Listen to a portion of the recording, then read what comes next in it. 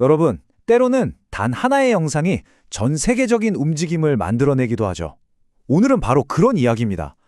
어떻게 바다 거북의 고통스러운 모습이 담긴 영상 하나가 플라스틱 빨대에 대한 전 지구적인 저항을 불러일으켰는지 그 시작부터 숨겨진 진실까지 한번 자세히 파헤쳐 보겠습니다. 설마, 제발 그 빌어먹을 빨대라고만 하지 말아줘. 네, 방금 들으신 이 절박한 외침, 이게 바로 그 유명한 영상에서 가장 극적인 순간에 터져나온 말이거든요. 도대체 어떤 상황이었을까요? 자, 이야기의 시작은 2015년으로 거슬러 올라갑니다. 해양생물학자 크리스틴 피거와 그녀의 연구팀이 코스타리카 해안에서 조사를 하고 있었어요. 바로 그때 코에 무언가 길쭉한 게 박힌 채 몹시 고통스러워하는 바다거북 한 마리를 발견하게 됩니다. 사실 이 사건은 크리스틴이라는 한 연구원의 생각 자체를 완전히 뒤바꾸어 놓았습니다. 그전까지 그녀는요, 자연의 아름답고 완벽한 모습만을 보여줘야 사람들이 감동해서 자연을 보호할 거라고 굳게 믿었거든요. 하지만 이 끔찍한 광경을 마주하고 깨달은 거죠. 아, 이게 아니구나. 우리가 외면하고 있던 이 끔찍한 현실을 그대로 보여줘야 하는구나 하고요. 그녀는 당시에 정말이지 이게 마지막 지푸라기였어요. 모든 게 괜찮은 척하는데 이젠 너무 지쳤습니다. 현실은 전혀 그렇지 않으니까요. 라고 회상했습니다. 바로 이 좌절감과 결심이 그녀가 이 충격적인 영상을 인터넷에 올리게 된 계기가 된 거죠. 그런데 재밌는 건 이 영상이 전 세계적으로 퍼지는데 무려 3년이라는 시간이 걸렸다는 겁니다. 자, 그럼 이제부터는 시야를 좀 넓혀볼게요. 이 거북이를 고통스럽게 한 플라스틱 빨대 하나, 이게 정말 문제의 전부일까요? 아니면 훨씬 더 거대한 빙산의 일각에 불과한 걸까요? 이 점에 대해서는 영상을 올린 크리스틴 본인도 아주 명확하게 이야기합니다. 빨대는 더 큰 문제의 상징일 뿐이에요. 빨대 문제 하나 해결한다고 해서 우리의 모든 플라스틱 문제가 해결되는 건 절대 아닙니다. 라고요. 그러니까 빨대는 진짜 문제를 들여다보게 하는 일종의 시작점이라는 거죠. 물론 그렇다고 빨대 문제가 작다는 건 절대 아닙니다. 미국 해변에만 버려져 있을 것으로 추정되는 플라스틱 빨대 수가 자그마치 750만 개에 달한다고 해요. 어마어마하죠? 그런데요, 이 숫자만 보면 와, 정말 심각하다 싶지만 진짜 전체 그림을 보면 이야기가 완전히 달라집니다. 자, 지금 보시는 이 차트가 바로 그 전체 그림입니다. 매년 바다로 흘러드는 수백만 톤의 플라스틱 쓰레기가 이만큼, 거의 산더미 같죠? 근데 여기서 우리가 그토록 이야기했던 빨대는 어디 있을까요? 네, 바로 저기, 거의 보이지도 않을 만큼 작은 점 하나에 불과합니다.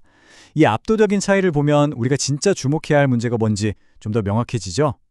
아니, 그럼 대체 이 엄청난 양의 플라스틱들은 다 어디서 어떻게 우리 바다까지 흘러 들어오게 되는 걸까요? 그 여정을 한번 같이 따라가 보겠습니다. 미국 사례를 한번 볼게요. 우리가 쓰는 플라스틱 중에 재활용되는 건 놀랍게도 10%가 채 안 돼요. 그럼 나머지는요? 대부분 땅에 묻히긴 하지만 상당수가 결국에는 어떻게든 환경으로 새어나와서 강으로 그리고 바다로 흘러들어간다는 거죠. 재활용률이 낮다는 건 그만큼 플라스틱이 바다로 갈 가능성이 커진다는 뜻이기도 합니다. 이게 어떻게 가능한지 아주 간단한 예를 들어볼게요. 우리가 무심코 길에 버린 과자 봉지 하나가 있다고 쳐요. 비가 오면 어떻게 되죠? 빗물에 쓸려서 하수구로 쏙 들어가겠죠. 근데 만약에 비가 너무 많이 와서 하수처리장에 감당을 못하면 이 쓰레기는 아무런 처리도 거치지 않고 그대로 강으로 직행하는 겁니다. 그리고 그 강물은 결국 바다로 흘러가죠. 이건 비단 한 도시만의 얘기가 아닙니다.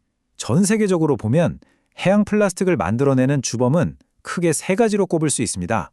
첫째, 쓰레기 수거 시스템이 제대로 갖춰지지 않은 나라들에서 나오는 폐기물. 둘째, 아시아의 큰 강들을 통해 쏟아져 나오는 쓰레기들. 그리고 마지막으로 어업 활동 중에 버려지는 엄청난 양의 그물 같은 것들이죠. 자, 그런데요. 이 플라스틱들이 바다에 도착했다고 해서 이야기가 끝나는 게 아닙니다. 사실 진짜 무서운 이야기는 지금부터 시작이에요. 이제부터 플라스틱은 우리 눈에 보이지 않는 훨씬 더 교활한 형태로 변신하거든요. 네, 바로 미세 플라스틱입니다. 말 그대로 아주 작은 플라스틱 조각들인데요. 큰 플라스틱 쓰레기들이 햇빛이나 파도에 부서지면서 만들어지는 거예요. 너무 작아서 어떤 건 현미경으로나 겨우 보일 정도죠. 예전에는 과학자들도 플라스틱이 자연에서 분해되려면 한 50년은 좋게 걸릴 거야 라고 생각했어요. 그게 거의 상식처럼 여겨졌죠. 하지만 말이죠. 최근 연구 결과가 이 상식을 완전히 뒤집어 버렸습니다. 플라스틱이 햇빛에 노출되면 50년이 아니라 단 8주 만에도 미세 플라스틱을 만들어내기 시작한다는 사실이 밝혀진 거예요. 마치 태양빛이 면도날처럼 플라스틱 표면을 계속해서 얇게 깎아내는 것과 같아요.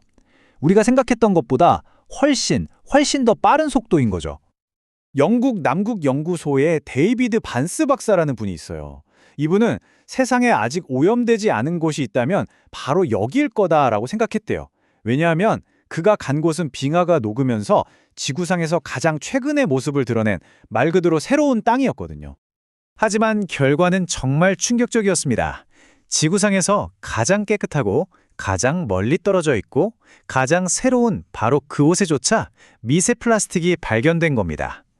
반스 박사의 결론은 아주 단호했어요. 이제 지구상에 플라스틱으로부터 자유로운 곳은 단 한 군데도 없습니다.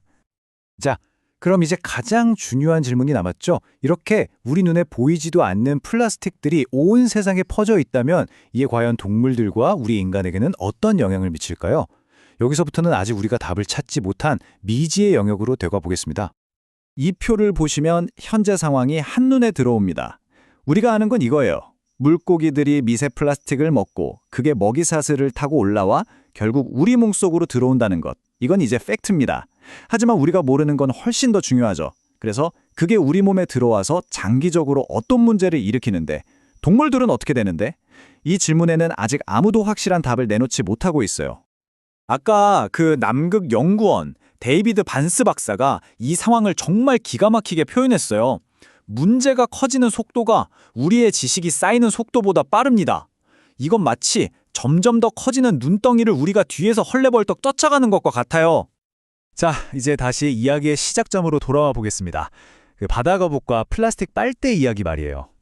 이 모든 논란이 정말 그저 빨대 하나만의 문제였을까요? 어쩌면 그 빨대라는 상징이 가진 힘을 우리가 다시 한번 생각해 봐야 할 때가 아닐까요?